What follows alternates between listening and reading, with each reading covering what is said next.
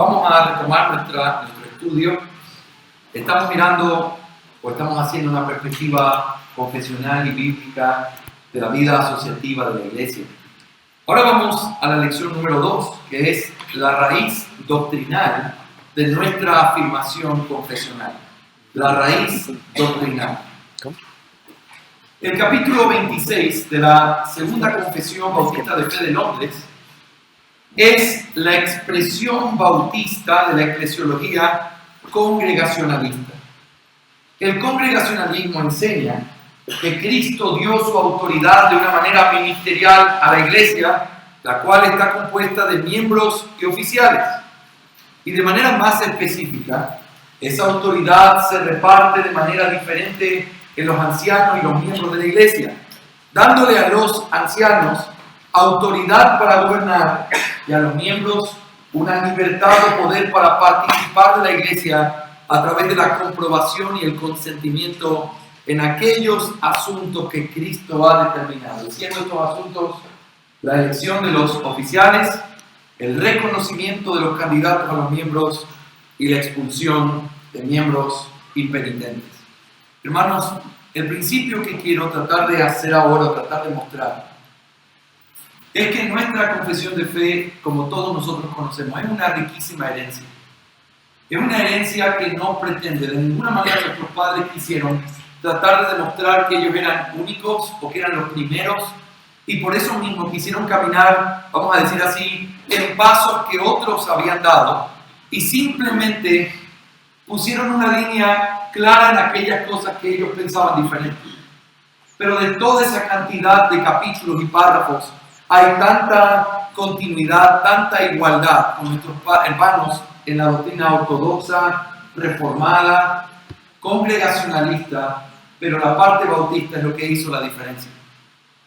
En la confesión de fe que nosotros publicamos hace unos años, el doctor Sam Renihan hizo una pequeña introducción, muy amablemente, y él puso algo como esto. Esta confesión bautista no es tan bautista. Y lo que él quería decir con eso es, tiene los principios de la reforma protestante, tiene la vigencia de la ley moral, la importancia de las 5 solas de la reforma, las 5 doctrinas de la gracia, todo eso está en nuestra confesión de fe, así que es reformada. Por el otro lado, es ortodoxa.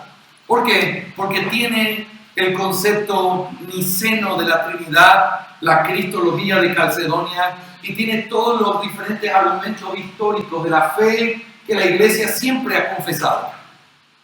Pero tiene también, y él añadió ahí, congregacionalismo. El congregacionalismo era algo que llegó a conocerse básicamente como una diferencia con el presbiterianismo en un asunto eclesiológico. Porque los congregacionalistas, que eran un grupo diferente a los presbiterianos, seguían entendiendo la teología del pacto de una manera muy similar, creyendo que los niños debían ser bautizados y agregados al pacto, pero su eclesiología era diferente. Así que nosotros abrazamos de ellos su eclesiología, y eso es lo que está plasmado en nuestro capítulo 26 de la Confesión de Fe. Si tú comparas el capítulo 26 con el capítulo correspondiente a la Confesión de Westminster, incluyendo la de Saboya, uno se da cuenta que hay una diferencia grandísima. Primero, porque el nuestro tiene 10 párrafos más. Y segundo, porque la parte que se introduce en esos 10 párrafos son párrafos que tienen que ver con la vida práctica de la iglesia local. Por lo tanto, hay cambios también en la parte universal, pero sobre todo en la iglesia local. Así que mi punto es, si nosotros queremos entender nuestra doctrina de la asociación de iglesias, no solo tenemos que entender qué confesamos, sino también es necesario tener que confesar de dónde viene para entenderlo correctamente. Y yo quiero, como les dije y ya les advertí, la guerra avisada no mata soldados, ¿verdad? Que me tengan un poco de paciencia también en esta segunda lección, porque quiero considerar la parte teológica, histórica, de donde fluye nuestro entendimiento de la asociación de iglesias. No es algo nuestro, es algo que aprendimos. Y quiero mirar de dónde lo aprendimos. La vida asociativa de la iglesia es también parte del congregacionalismo. Y si consideramos la raíz doctrinal de la vida asociativa, lo haremos cuando contemplemos lo que escribieron hombres como John Cotton en libros como Las llaves del reino de los cielos. Y yo quiero que me permitas en esta lección compartir contigo 4 cosas importantes y una conclusión de lo que aprendemos o de lo que él planteó que era la vida asociativa de la iglesia. Y vamos a poder mirar, al contemplar históricamente lo que él decía o lo que él presentó en Las llaves del reino de los cielos, vamos a poder mirar cómo esos principios están claramente puestos en nuestra confesión de fe. Así que acompáñame a mirar estas 4 cosas y te voy a pedir si puedes tomar nota de eso, sería muy útil para seguir profundizando y pensando en esto. La primera cosa que John Cotton enseña sobre la vida asociativa es que la vida asociativa es una de las 4 actividades principales de la iglesia. Vuelvo a repetir, la vida asociativa es una de las 4 actividades principales de la iglesia. Yo quiero que me permitan decir aquí algunas cosas que son bien importantes. Hay 4 actividades principales en la vida de una iglesia. Y con esto quiero decir, la iglesia tiene que hacer muchas cosas, siendo la más importante de ellas el hecho de adorar al Señor y adorarle con todo lo que hace cuando se reúnen a través de los principios que Dios ha dado. Pero hay cosas en la vida, aparte de esa adoración, que son parte de la adoración, pero que son 4 cosas distintivas que una iglesia hace. Una de ellas es la elección de oficiales. Una iglesia bíblica es una iglesia que debe elegir oficiales. Y nosotros ya vimos, una iglesia es una ciudad fortificada que está completa y unida en sí misma. Bueno, esa ciudad fortificada, esa ciudad que es una ciudad individual, tiene una tarea que Dios le ha dado. Reconozcan a esos hombres. Y nosotros lo vemos en el Nuevo Testamento en muchos lugares. Reconocer a aquellos que sirven en medio de vosotros y mírenlos con honor y con dignidad. Primera a los Tesalonicenses capítulo 5. O el hecho de que esté la lista tan conocida de 1 Timoteo capítulo 3 o Tito 1, en donde se nos dice, estos son los requisitos que debe tener un anciano y que debe tener un diácono. Esa lista, el hecho de que esté la lista, es un recordatorio de que esa es una de las cosas que una iglesia debe hacer. Así que una iglesia bíblica debe vivir constantemente mirando y viviendo en este ejercicio de tratar de reconocer a aquellos hombres y dones de Dios que Dios le ha dado. Por eso tenemos que tener principios que nos lleven a hacer eso. ¿Cómo reconocemos a esos hombres? ¿Cómo lo hacemos? ¿Cada cuánto es eso? Debería ser cada vez que Dios lo dé, deberíamos estar listos para reconocerlo, ¿sí o no? Así que esa es la primera actividad. Una segunda actividad es el recibimiento de nuevos miembros. Una iglesia bíblica está cumpliendo la Gran Comisión. Y la Gran Comisión dice que vayamos por el mundo, prediquemos el Evangelio y bauticemos a esos discípulos y que luego hagamos ¿qué? Que les enseñemos a guardar todas las cosas que el Señor les mandó. Y eso es parte de sumarlos a este cuerpo y enseñarles qué es lo que Dios quiere para ellos. Así que una iglesia que está obedeciendo lo que Dios le mandó está en esa aceptación continua de nuevos miembros.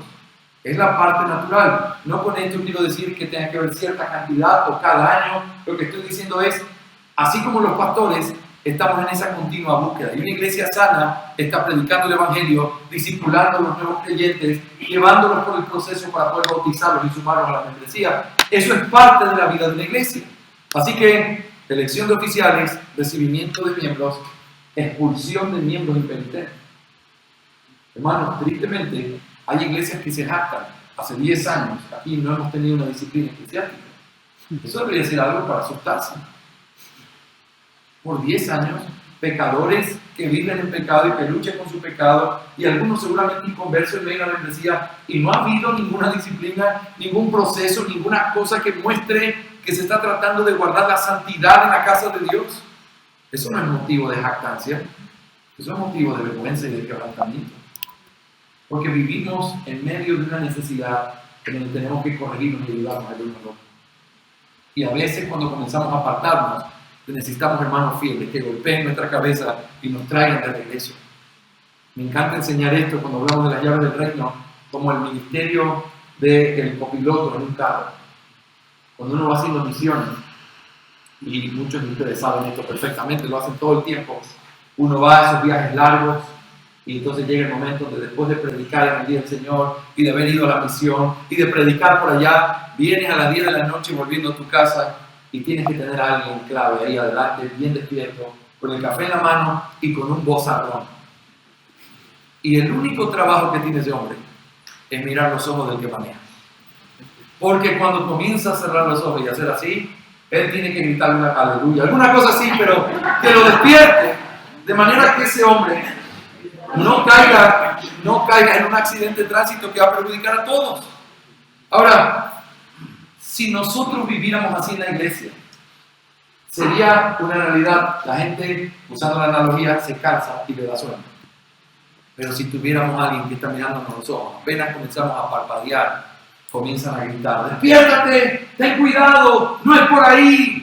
Y quizás en la vida práctica eso significa, comienzas a tener una actitud que no es la mejor, o como pastor comienzas a hablar estando en una actitud enojado desde el púlpito, o quizás comienzan a ver que hay una forma no tan buena en tu relación familiar. Necesitas a alguien que te diga: abre los ojos, te estás durmiendo. Porque lo que pasa después de eso es que simplemente hay un accidente y todos nos lamentamos y la iglesia sufre. Por lo tanto, esto es parte de la vida de la iglesia y a veces, tristemente, no sirven los gritos: despiértate, porque quizás es una persona muerta la que está manejando. Y no sirve de nada que uno grite ni haga nada, porque simplemente no va a pasar nada. Pero tiene que estar el proceso y tiene que estar la actitud de la iglesia, porque eso es parte de la vida de una iglesia. Y como ustedes saben, eso es una de las grandes marcas que los reformadores veían para poder considerar si una iglesia era bíblica o no, era la disciplina. Si no se está tratando con el pecado, esto no es una iglesia bíblica. Y eso es claro. Así que 3 cosas: la elección, recibimiento de miembros, expulsión de miembros impenitentes. Pero la cuarta cosa, que es lo que realmente es nuestro centro en esta reunión, es la asociación con otras iglesias. Y es impresionante ver cómo John Cotton presenta esto como parte de la vida de la iglesia, no como una opción, sino como algo que la iglesia debe tener y participar, en donde, como en todas las cosas de nuestro entendimiento congregacionalista, hay una parte que le pertenece a la autoridad de los pastores y hay otra parte que le pertenece a la libertad de los miembros. Y en esa vida, con otras iglesias, estas dos partes se estrechan y caminan de una manera apropiada. Escucha lo que dice John Cotton, hablando de, por un lado, la autoridad de la iglesia o la libertad para poder considerar esto y lo que los pastores hacen. Dice: una séptima y última libertad de la iglesia, dice Cotton, es la libertad de la comunión con otras iglesias. Comunión decimos porque es una gran libertad el que ninguna iglesia local esté en sujeción a otra iglesia local. No, ninguna de ellas está sujeta a una iglesia catedral, sino que todas las iglesias gozan de comunión fraternal mutua entre ellas.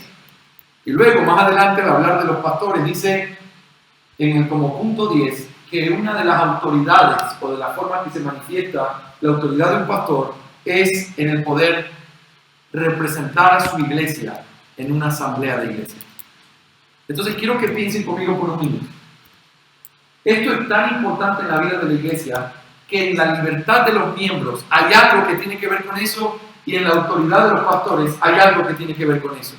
Para que de manera orgánica estas dos cosas interactúen y la iglesia pueda tener una verdadera relación con otras iglesias. Quiero que me permitan explicar muy brevemente cómo se vería esto en la práctica. La iglesia ha recibido la libertad de recurrir a un sínodo, esa es su libertad número 5, y también de tener comunión con otras iglesias, su libertad número 7. Los ancianos han recibido la autoridad de representar a la iglesia, ese es el punto 10 en la autoridad. Estas libertades recibidas nos guían hacia los siguientes principios. Escuchen con atención. Primero, la relación con otras iglesias no es un asunto pastoral solamente, sino una decisión congregacional. Y esto es bien importante. Los pastores dirigimos, llevamos, hermanos, consideren estos hermanos, miren esta iglesia, tienen nuestra misma fe, pero yo no puedo establecer o imponer a la iglesia la comunión con esa otra iglesia porque es la libertad de los miembros el poder reconocerles y decir, esos son nuestros hermanos amados, pastor. Tienen nuestra misma fe, tengamos comunión con ellos. Ahora, lo que naturalmente pasa es que si un pastor le recomienda a su iglesia la comunión con otra que dice tener la misma fe, ellos van a decir, claro, pastor. Pero el punto es, se tiene que respetar eso desde la perspectiva de que la iglesia tiene una verdadera participación. Ellos deben ser parte de esto. Para poder llegar a esto que estamos teniendo hoy, las iglesias han mandado a sus representantes. Están orando por esto. Han dicho sí. Cuando usted se pare, pastor, en ese día jueves por la tarde y firme ese documento, lo está haciendo en nuestro nombre. Porque como iglesia nosotros queremos la comunión con esos hermanos. Y nosotros vemos entonces que hay aquí una verdadera participación que es de los dos lados. Los pastores están aquí y algunos miembros. Pero los pastores al firmar lo hacen con la autoridad que tienen, representando a esa iglesia que libremente dijo, yo quiero ser parte de esta asociación. Queremos vivir en comunión con otros hermanos. En segundo lugar, los sínodos son legítimos y es parte de la libertad que las iglesias disfrutan. Ahora permítame explicar qué es esto de un sínodo. Un sínodo sirve para buscar la sabiduría de otros pastores y atender circunstancias que puedan servir para el bien común de las iglesias representadas. Un sínodo es una asamblea a través de la representación de las iglesias por medio de sus pastores. Están reunidos para tratar un tema que competa a diferentes asuntos o problemáticas que pudieran tener. Les voy a dar un ejemplo histórico. Hace unos días tuve el privilegio de hacer un doblaje de una clase que se llamaba Spurgeon y el Día del Señor. Una clase extraordinaria. Y una de las cosas que se planteaba es que el pastor que estaba dando la clase decía, hay personas que dicen, yo confieso la segunda confesión de Londres, la de 1789, pero nosotros no guardamos el día de reposo. Eso era lo que él estaba tratando. Y él decía, bueno, déjenme mostrarles en primer lugar que estructuralmente negar el día de reposo, negar la vigencia de la ley moral que está en el corazón de la confesión de fe. Si tú no confiesas el día de reposo, tú no puedes confesar nuestra confesión. Pero en segundo lugar, dijo, déjame mostrarte algo histórico. Y sacó el libro de Renihan, que algunos de ustedes conocen, donde están todas las minutas de la asamblea, y puso y leyó una de las razones por las que ellos se estaban reuniendo. ¿Saben cuál era una de esas razones? Que no se estaba observando correctamente el día de reposo en la iglesia. Esa preocupación hizo que los pastores se reunieran para poder decir tenemos que hacer algo. Y lo que se propuso en esa minuta, la puedes ver después, es vamos a hacer un ayuno quebrantándonos por haber fallado al Señor en no hacer lo que teníamos que hacer. Entonces, ¿qué les quiero decir? Hay momentos, hay circunstancias que tienen que ver con todas las iglesias, en donde todas las iglesias tienen interés de que se pueda tratar y que podamos conversar sobre ese tema. Puede ser eso, como puede ser quizás un pecado que estamos cometiendo como iglesias, o puede ser el hecho de que se haya abandonado una de las doctrinas históricas, o puede ser el hecho de que haya una secta que esté golpeando nuestro país y que haya que tratar el asunto. ¿Cómo lo hacemos? Eso era muy típico. Una de las cosas conocidas es que se le pidió a Nehemiah Cox, que era quizá el editor de nuestra confesión, la segunda de Londres, que escribiera un tratado en contra de un hombre que se llamaba Thomas Collier. Thomas Collier había sido enviado por una de las iglesias bautistas particulares de Londres a plantar iglesias, y Thomas Collier cambió su doctrina en ese transcurso. De ser trinitario, comenzó a negar la Trinidad. Y comenzó a decir cosas y escribió una confesión de fe que quien la leía decía, esto es lo que creen las iglesias de Londres. ¿Qué tuvieron que hacer los pastores? Esto ya no era un asunto pequeño. Tuvieron que reunirse y encargaron que se le escribiera una respuesta. Dicen que fueron a la iglesia y pidieron hablar con él y con los miembros presentes porque lo que él estaba haciendo era equivocado. Y luego escribieron un tratado, porque él no quiso oír. Escribieron un tratado en donde se presentaban todas las posturas que ellos tenían versus lo que Collier decía. Pero ¿cómo se hace eso? Eso es algo que les competía a todas las iglesias. Una asamblea era una buena manera para tratar un asunto así. Entonces, hay razones y son legítimas, y vamos a verlo en el siguiente punto, son legítimas para poder tener asambleas, para tratar asuntos que podrían ser para el bien de todas las iglesias.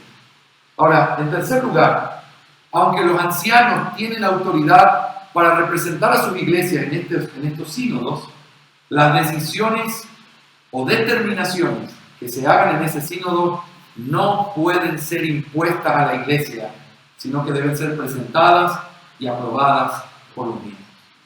Ahora, pensemos, solo quiero que esté claro en nuestra mente cómo es. Cada iglesia es una ciudad fortificada en sí misma, ¿estamos todos de acuerdo? Bien, pero creemos que es legítimo que las iglesias caminen juntas en una verdadera asociación. ¿Verdadero o falso? Verdadero. Sería raro si le dice falso estando aquí, ¿verdad? Pero es verdadero.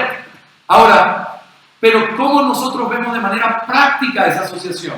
Entonces alguien dice, asambleas, sínodos. Muy bien, los sínodos son legítimos. Y él va a mostrarnos en el siguiente punto cómo es. Pero esos sínodos son muy importantes entenderlos, que no se convierten en una autoridad sobre las iglesias, porque eso sería presbiterianismo. De las iglesias se hace un sínodo, se decide en el sínodo, se aplica todo. Eso es presbiterianismo. Lo que acabo de describirles es cómo gobiernan las iglesias presbiterianas. No, aquí tenemos una forma horizontal donde se determinan representantes, se va a esta asamblea, hagámosla no así, sino hacia adelante. La asamblea es hacia acá. En esta asamblea se trata, pero quiero que noten cómo se llama a los que van en representación de las iglesias. ¿Saben cómo se les llama? Mensajero. ¿Qué es un mensajero? Lleva un mensaje de ida y de vuelta. Hermanos, queremos saber si podemos recibir en nuestra asociación a la iglesia fulanita de tal. Se ha hecho esto. Aquí están los testimonios y la carta escrita. Los mensajeros toman eso, lo llevan a la iglesia. La iglesia lo revisa, cada uno en particular. Estamos de acuerdo, qué lindo testimonio, el pastor Javier dijo esto, Muy bien, vamos entonces de regreso. Se hace la asamblea, hermanos. Recibimos a esta iglesia como parte. El mensajero, que es el pastor de esa iglesia, dice, nosotros decimos que sí. Entonces, se afirma, se acepta, pero no como algo que tiene autoridad fuera de la iglesia, sino algo donde se deja escuchar la voz de la iglesia. Ahora, estamos reunidos y decimos, hermano, sería bueno hacer una conferencia para mujeres este año, y pienso que podríamos dejar esa responsabilidad a fulano de tal para que pueda organizar, para que sea más práctico. ¿Qué hacemos? Mensajeros a las iglesias. ¿Qué piensan? Pastor, es increíble. Y pienso que para que no sea complicado, que el hermano fulano de tal sea el encargado de poder organizar. Perfecto. Regreso. ¿Qué decimos? Mi iglesia y yo estamos de acuerdo. ¿Qué es lo que eso hace? Tenemos un frente en común. Podemos discutir cosas, pero nosotros no tenemos autoridad sobre la iglesia. Por eso el sínodo no es así. El sínodo es así. Porque las iglesias se mantienen en esa posición horizontal. Pero esta es la forma o la manera formal de hacer conocer de qué cosas podemos tratar. Me estoy haciendo entender, mi hermano querido. Por eso, solo como un paréntesis práctico, se deben arreglar con tiempo los asuntos que se van a tratar en la asamblea, para que las iglesias lo conozcan con el tiempo necesario, lo discutan con el tiempo necesario, porque la formalidad no bien hecha trae problemas al final. Así que si vamos a tomar una decisión, perfecto, la que sea, tráigala, discutámosla. No es una reunión de miembros, son 4, pero como no podemos reunirlos a cada rato, tuvo que ser en 4 meses, no hay problema, porque fue hecho con tiempo. Y entonces llevamos la respuesta. Y ese tipo de armonía es la que nosotros debemos tener. Para esto se necesita una comunicación sana entre los pastores y la iglesia, y entre los pastores que conforman o representan a sus iglesias en esa asociación. ¿Sí, mis hermanos? En segundo lugar, entonces John Cotton enseña en primer lugar que la vida asociativa es una de las 4 actividades principales de la vida de la iglesia. Pero en segundo lugar, John Cotton también enseña que la vida asociativa es una comunión fraternal mutua. Hermanos, en teología los términos son importantes. Esta expresión fraternal mutua es la manera en la que John Cotton describe qué tipo de comunión tenemos. Él dice que la comunión que tenemos es una comunión fraternal mutua. Es decir, es una comunión horizontal. Horizontal. Son iglesias hermanas sentadas en la misma línea. No hay jerarquías entre nosotros. Él dice esto: es una gran libertad que ninguna iglesia local esté sujeta a otra iglesia local. No, ninguna de ellas está sujeta a una iglesia catedral, sino que todas las iglesias gozan de comunión fraternal mutua entre ellas. Qué interesante la frase iglesia catedral, ¿sí o no? ¿Qué vino a su mente con la palabra iglesia catedral? Bueno, debe venir a la mente Roma, anglicanismo, y la idea de catedral es obispo, jerárquico. Aquí no estamos en eso. Nosotros no creemos en una iglesia catedral, sino que creemos en una relación fraternal mutua. Hermanos, una iglesia fraternal, pero una iglesia catedral, en el sentido histórico, se refiere a la visión episcopal. La visión episcopal es así: tengo una cabeza, que es la cabeza de la iglesia. De esa cabeza fluye el poder hacia abajo. Entonces vienen los arzobispos. Debajo están los obispos. Y debajo están los que atienden cada una de las iglesias en las diferentes regiones. Así que si tú quieres saber de dónde viene mi autoridad, tienes que mirar para arriba. Él me ordenó a mí. El que está arriba dice: si quieres saber de dónde viene mi autoridad, mira para arriba. Y así sucesivamente hasta llegar a aquel que recibió las llaves del reino de los cielos. Eso es una iglesia catedral. Entonces tú dependes del que está arriba. En el presbiterianismo es al revés. No depende del que está arriba, depende del que está abajo, pero igual se construye una iglesia catedral. Porque tú tienes iglesias locales, escogen a sus ancianos, pero de esos ancianos se hace una corte que es mayor que la autoridad de la iglesia. Y entonces sigue siendo una catedral. Nosotros no creemos en eso. Creemos en una relación horizontal. Y eso es clave. Me gusta pensar en esto solamente antes de pasar al tercer punto. Me gusta pensar en esto. Me encanta que se llame una libertad de la iglesia. Porque si tú estás en una iglesia catedral, tú no tienes libertad, esa es tu obligación. Tú naciste bajo este punto, tú tienes que tener comunión con el resto de iglesias porque estás en una estructura. Tú no escoges la estructura, tú simplemente eres parte de esa estructura. Si tú estás en una iglesia presbiteriana, eres parte de una estructura, en un sentido. Pero si eres parte de una iglesia independiente o congregacionalista, no tienes una estructura. Entonces, relacionarte con otros es el privilegio que tienes como una libertad que Dios te dio. Qué precioso, ¿sí o no? He escuchado por años la queja: es que nosotros los bautistas no somos tan unidos como son los presbiterianos. Mira cómo ellos tienen escuelas, colegios, iglesia catedral. Yo estudié toda mi vida en la primaria y secundaria en un colegio religioso. Era el mejor colegio que había cerca de mi casa, así que yo crecí ahí. De hecho, eso me ayudó a leer porque guardaba el día domingo. Fue una lucha todo el tiempo. Pero yo me acuerdo, cuando yo estaba en el colegio, no había en ninguna iglesia local, en ningún pueblo, habían proyectores, pero los adventistas ya lo tenían en su iglesia. No había pantallas, los adventistas ya lo tenían en su iglesia. No había ni de loco alguna cosa que tú hicieras clic y saliera a la pista con la letra, los adventistas ya lo tenían. Y uno miraba y yo decía: pero ¿cómo hacían? Y una vez alguien me explicó: mira, todas las iglesias dan su ofrenda. Todo va a un fondo común. Y de ese fondo común se reparte según la necesidad. ¿Te gusta ese sistema económico? El problema es que no es bíblico, pero funciona perfecto. Imagínate, la iglesia que tiene más dinero da su ofrenda de tantos miles. Esa iglesia chiquita da solamente algunos dólares. Pero como el fondo es común, con la ayuda de esta, más esto, se le puede dar el salario completo a este pastor. ¡Es perfecto! Es perfecto formar escuelas así. Es perfecto formar seminarios. Es perfecto tener hogares de niños. Es perfecto porque somos una institución. Pero eso no es el modelo de la iglesia. Por eso, nosotros, en vez de quejarnos de no estar unidos, deberíamos comenzar a mirarnos como el privilegio de caminar juntos.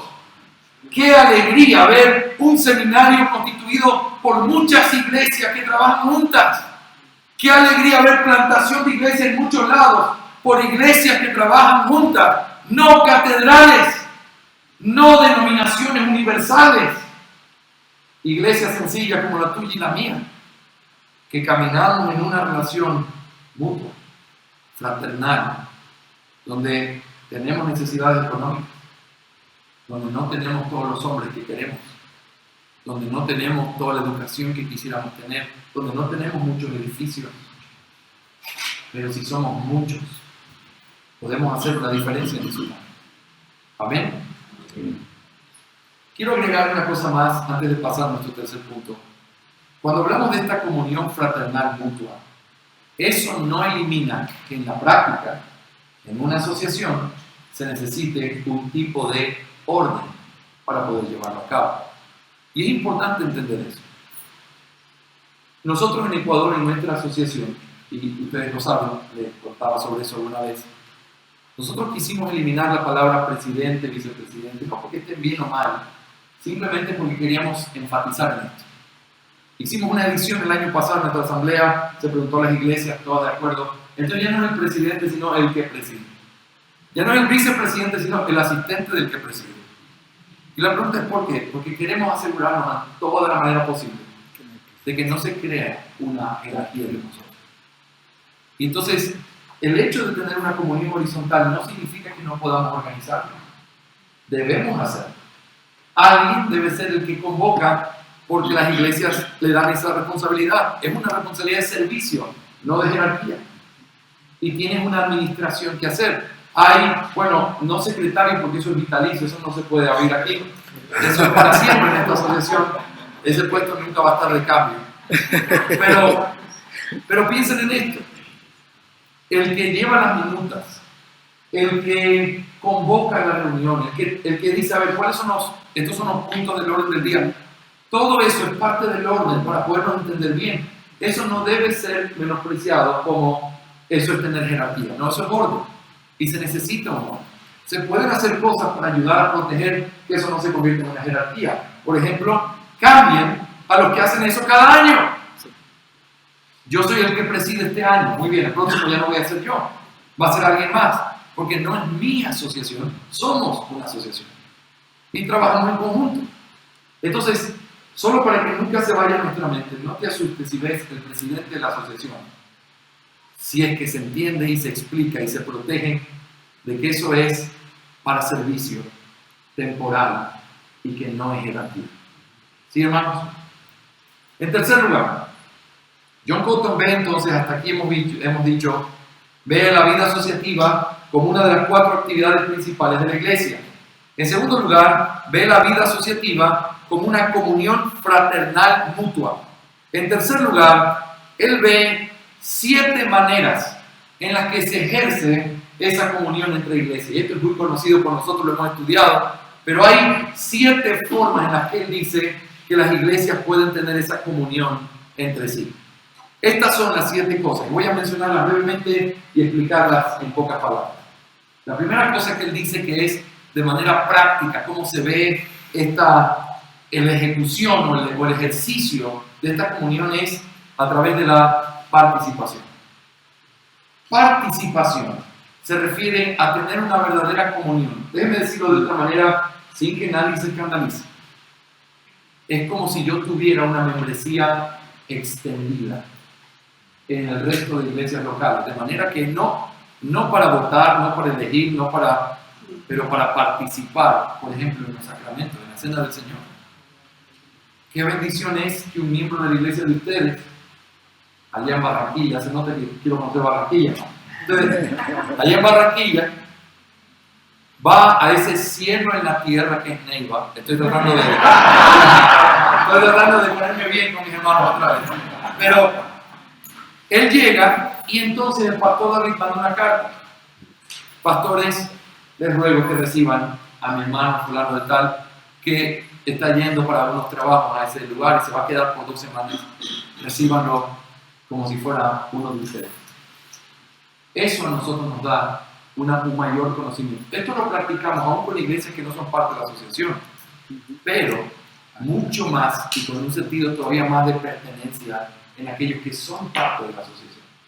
Quiero decirles con eso que si alguno de ustedes estuviera en Santo Domingo algún domingo, o alguno de los miembros de su iglesia, es un honor para nosotros que participe de la cena con nosotros. Y esa es la idea de esta participación. Es como que la iglesia rompiera sus paredes y ahora la iglesia se extiende a todos los rincones de este precioso país. Y eso es una bendición. La segunda cosa es recomendación. Recomendación. Y aquí se habla del ejemplo bíblico de las cartas de recomendación. Ahora, Cotton hace una diferencia entre recomendación temporal y recomendación permanente. En estos días tengo que escribir una carta de recomendación temporal. Una amadísima hermana se fue a vivir a los Estados Unidos, le recomendé una iglesia, se está congregando ahí, ella me contó, hablamos el sábado anterior, me dice, pastor, esta gente ha sido hermanos en la fe. Nos han amado, me han ayudado económicamente sin tener que hacerlo. Me recibieron en su casa, nos vienen a ver para ir a la iglesia. Y entonces, esa carta de recomendación, ellos lo están haciendo porque nos conocemos, pero esa carta de recomendación sería algo como esto. Amado pastor de la iglesia fulana de tal, quiero recomendarle a mi hermana Pablo, que en estos días ella está tomando decisiones para su vida y temporalmente está en esa ciudad, esperando y ver qué es lo que Dios quiere. Yo le ruego que mientras tanto, mientras el Señor confirma cuál es su voluntad para ella, usted la reciba como una de ustedes, la amen y la cuiden. Entregamos en sus manos el alma, hablando físico y humanamente, el alma de nuestra hermana. Esa es una recomendación temporal. Y qué precioso es tener el respaldo de saber que tenemos iglesias en diferentes lugares. Otra vez, esto no solo se aplica a nuestra asociación local, esto se aplica a la iglesia de Cristo en el mundo. Si algo pasa así en Ecuador alguna vez, ustedes saben que vamos a velar por esa alma como si fuera una de las nuestras. Pero ese principio es lo que él ve aquí como parte de esa recomendación. La diferencia con la permanente es simplemente el cambio de las circunstancias. Te la recomiendo para siempre. Y es la forma de poder despedirnos de la membresía de nuestra iglesia hacia las manos de esa otra. En tercer lugar está la idea de consulta. Consulta. Y esto es quizás de la forma más práctica. Cuando uno está en comunión con otros, puede consultar asuntos de doctrina, gobierno, disciplina. No hay mejor ayuda que el hecho de iglesias que son de nuestra misma fe y práctica en guiarnos en diferentes asuntos. En cuarto lugar, el hecho de congregarse en un sínodo es parte de esa comunión. ¿Cómo vemos que tenemos comunión? Cuando se establecen asambleas y todos estamos ahí representando nuestras iglesias. Eso es parte de la comunión de manera real. Contribución. Esta me encanta. Hermanos, históricamente los bautistas particulares establecieron la asociación para poder entrenar a hombres, plantar iglesias, pero también para enviar ofrendas a ciudades donde eran muy pobres las ciudades y los ministros vivían de una manera muy complicada. Qué lindo es pensar que nosotros podemos contribuir juntos a la obra que se está haciendo. Y esto, por supuesto, apoyando a un ministro que esté plantado o una iglesia que se esté plantando y todos nosotros ser parte de eso. Es verdad, una iglesia quizás no puede, a duras penas nuestras iglesias sostienen a nuestros pastores.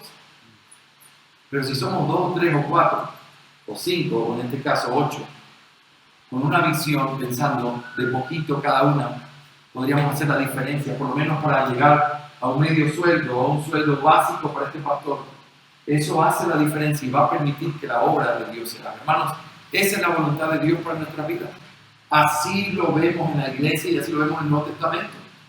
Contribución es una de las cosas preciosas. En sexto lugar, amonestación. Y me gusta esto como él lo presenta. Dice, si un hermano anda mal en la iglesia, ¿no lo corregirías? ¿Cuál debería ser la respuesta inevitable? ¿Corregirías a un hermano que está caminando mal en tu iglesia local, sí o no? Sí. ¿Cómo entonces una iglesia hermana no corrige a su hermana cuando la ve haciendo algo que está mal? No, ahí sí no te metas porque esa es la independencia de la iglesia y entonces el que quiere que nadie le diga nada, que se vaya a vivir solo. Cuando caminas con otros, vas a tener que soportar a veces gente que no pediste el consejo necesariamente, diciendo, Javier, creo que en esto no estás bien. Es parte de caminar. Pero así como hay a veces cosas que pueden ser un poco impertinentes, digámoslo así, la gran mayoría de veces y la gran mayoría de momentos son consejos que nos pueden salvar la vida. Qué bueno es no estar solo. Qué bueno es saber que otros están mirando cómo nos conducimos, cómo practicamos disciplina eclesiástica. Hay iglesias que practican disciplina eclesiástica tan mal que luego cuando los hermanos tratan de decir, hermano, esto no está bien, cierran las puertas y no quieren saber nada con nadie porque están violando su independencia como iglesia. Mis hermanos, toda autoridad dada por Dios a los hombres debe ser medida por el criterio que Dios dio. Nadie diría en un estado, no juzgues a este presidente porque haga lo que haga, Dios le dio autoridad. Dios le dio autoridad, pero si traspasa los linderos que Dios le dio, esa autoridad debe ser juzgada.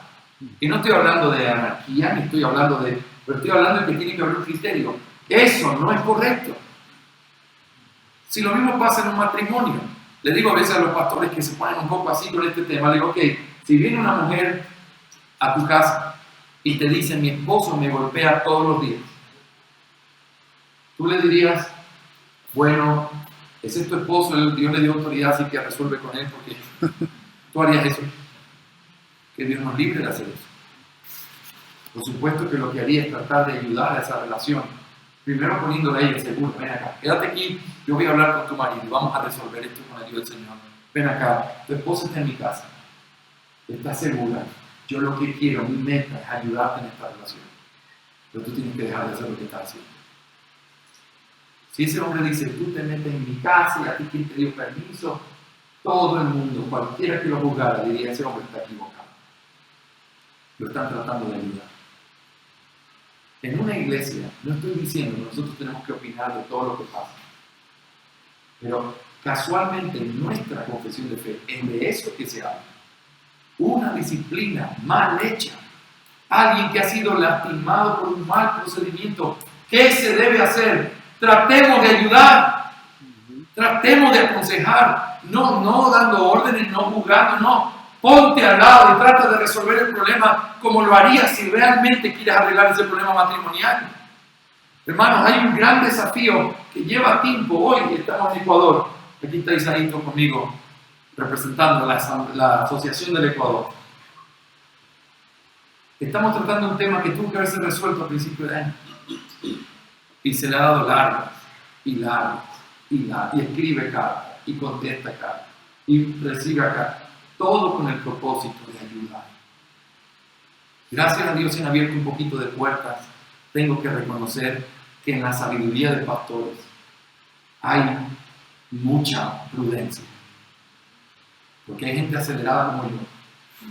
Y hay gente que puede poner el freno a los acelerados como yo. Que permite encontrar un buen equilibrio.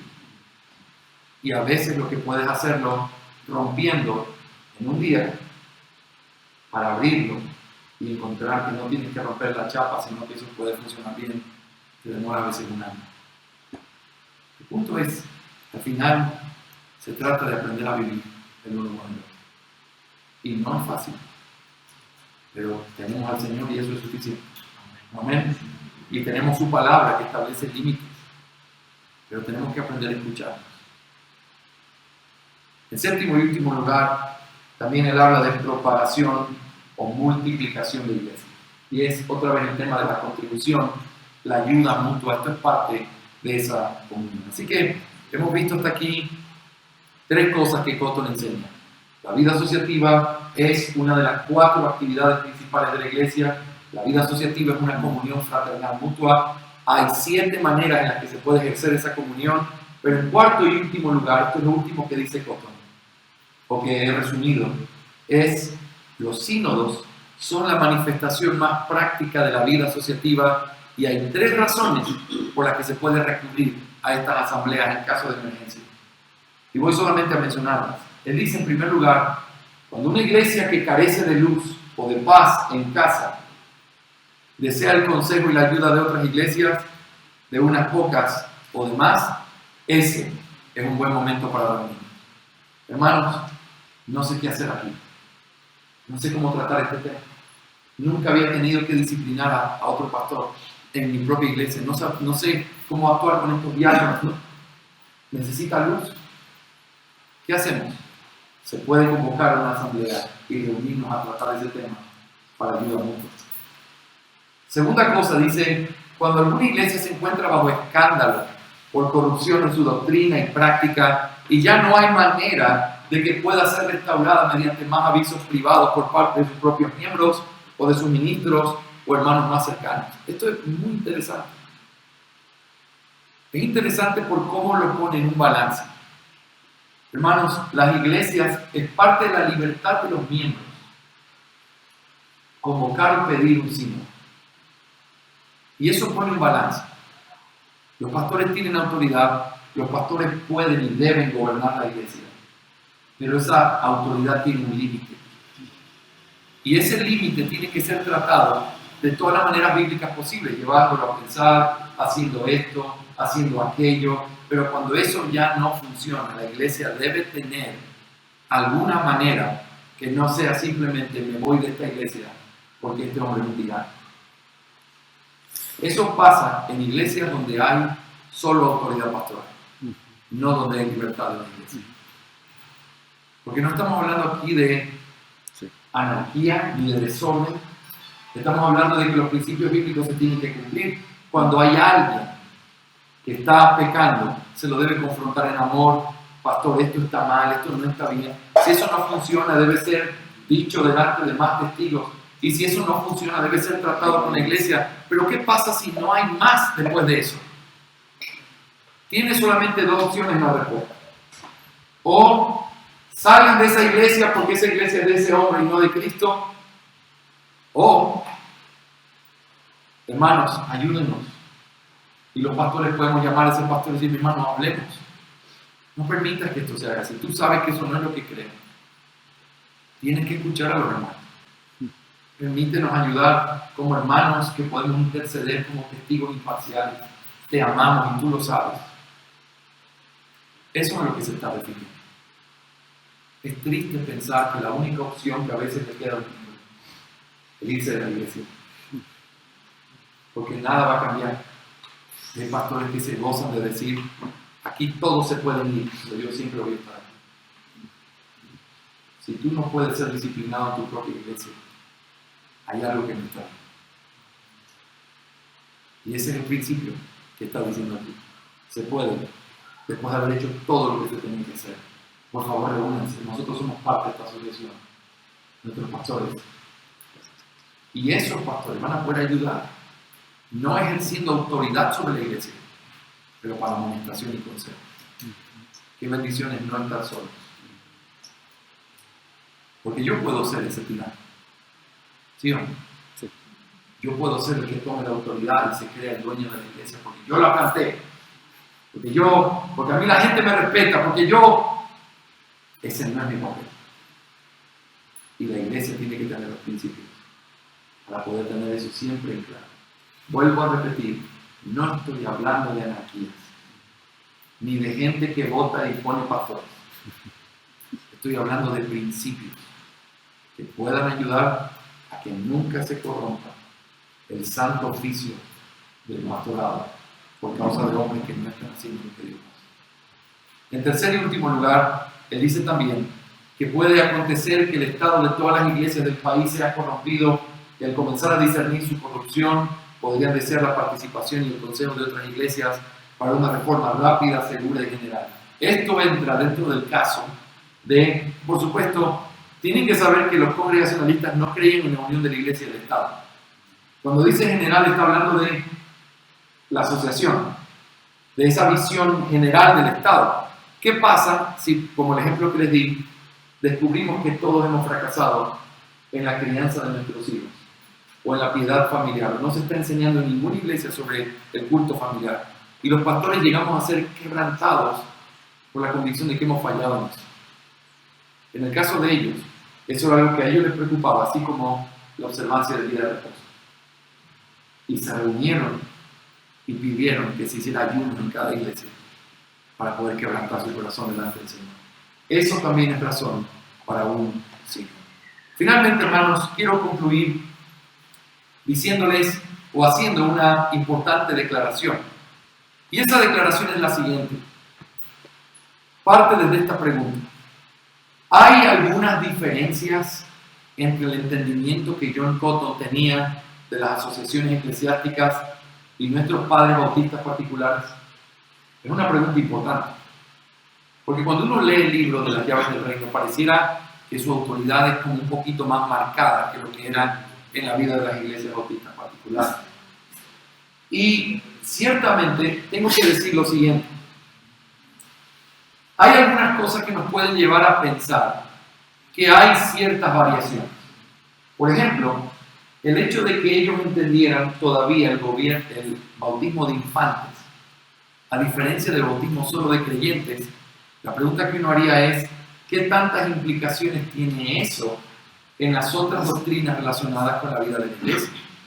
Ciertamente debe tener algunas, porque no es lo mismo decir que creemos en una iglesia de una membresía de regenerados, por lo menos visiblemente, a decir una iglesia que tiene una membresía mixta. Son dos cosas diferentes, aunque la eclesiología sea parecida o igual, tienen que haber implicaciones que son diferentes. Pero en segundo lugar, también tenemos que saber que el congregacionalismo no era uno. Ese es uno de los errores que uno comete cuando piensa cualquier cosa. Por ejemplo, dice, porque los puritanos decían. ¿Tú sabías que Richard Baxter era un puritano también? Por favor, no me digas lo que él decía sobre la justificación por la fe. Porque no pensaban igual exactamente en todo. Puritanos es una expresión que se usaba en un periodo de tiempo donde habían ciertos rasgos característicos de estos hombres, pero no había una igualdad doctrinal en todo lo que ellos creían. Lo mismo pasa con diferentes aspectos eclesiológicos dentro del congregacionalismo. No todos creían igual. Nosotros tenemos el testimonio más claro aquí de hombres como Thomas Goodwin y Philip Nye, que ellos escribieron diciendo, amamos lo que dice Cotton, pero no estamos completamente de acuerdo en todos los detalles. Entonces, ¿qué les quiero decir con esto? Hermanos, no debemos pensar en una especie de traspaso absoluto de la doctrina aquí para acá, pero sí que hay una consistencia sólida en lo que tiene que ver con lo que es el congregacionalismo y lo que nuestros padres quisieron enseñar. Así que podemos decir que nuestra doctrina bautista es congregacionalista, definitivamente lo es. Históricamente podemos comprobarlo. Los principios están claramente visibles en nuestra confesión de fe. ¿Era igual que todo congregacionalismo? No. Si ustedes leen el catecismo de la iglesia de John Cotton, empieza con las primeras preguntas como ¿cuántos oficios hay en la iglesia? Pastor, docente y pastor, gobernante, diáconos. Espera, esa no es mi eclesiología. Y tú puedes ver que los bautistas particulares fueron intencionales en decir, son pastores y diáconos, no hay más. Entonces había diferencias, pero la esencia y lo más importante es lo que tenemos que mantener. Nosotros no creemos en un gobierno solo de miembros, como si el voto congregacional fuera la máxima autoridad. Ni tampoco creemos en un gobierno solo de ancianos, como si la iglesia no tuviera ninguna participación real.